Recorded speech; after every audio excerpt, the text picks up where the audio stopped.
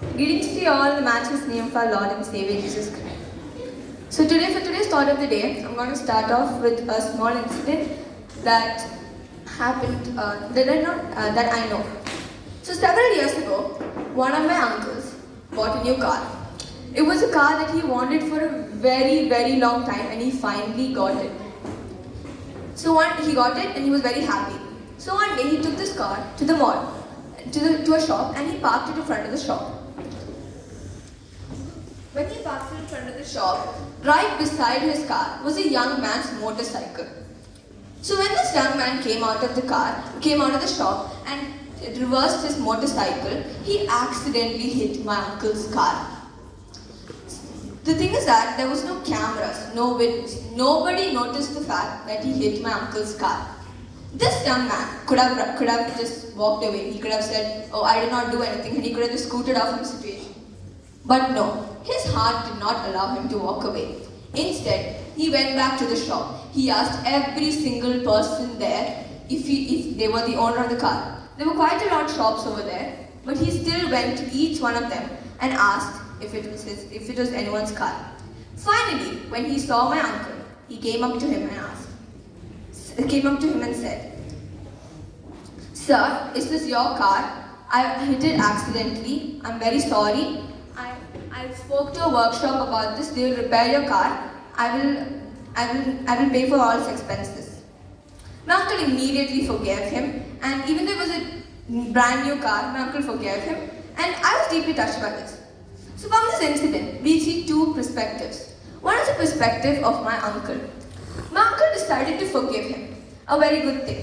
In Ephesians 4:32, it says, "Be kind and compassionate to one another, forgiving each other just as Christ forgave you." We should extend our forgiveness to others because we have received it ourselves. But that's not my point over here. My point over here is to see the young man's perspective. So the young man, nobody had seen him. He could have hidden his mistake and just walked off. But yet he chose to come forward and confess. This is what God expects from us. He doesn't want us to hide our wrongs and pretend as if nothing happened. It's a profound truth that God sees whatever we do. His loving gaze penetrates into the depths of our heart and every single thought of ours. And yet his desire is not to condemn us, but rather to invite us into his presence. God longs for us to come before him with honesty and humility and lay bare of our mistakes and shortcomings and ask him forgiveness with a repentant heart.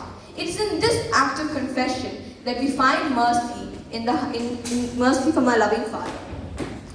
The kind of heart God values is the heart that's truthful, a heart that's humble, and a heart that is willing to accept corrections. A heart that does not hide its sins in the darkness, but rather brings it to the light. A heart that knows the fact that healing and restoration can only happen when you repent and confess. As the book of Proverbs tells us, whoever conceals their sin does not prosper, but he who confesses and renounces them finds mercy.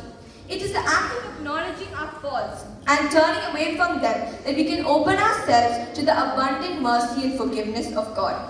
In the New Testament, we are reminded in 1 John 1:9 that if we confess our sins, he is faithful and just to forgive us and cleanse us from all our unrighteousness. What a beautiful promise this is, that God is not only willing to forgive us, but he is willing to cleanse us from our unrighteousness. May we always approach God with humble hearts, with a truthful heart, ready to confess our sins and receive forgiveness. And we should walk as a light in the light of God's love. Remember, a heart that's truthful, that has humility and is willing to accept corrections is the heart that truly pleases our Heavenly Father. May God's name be glorified.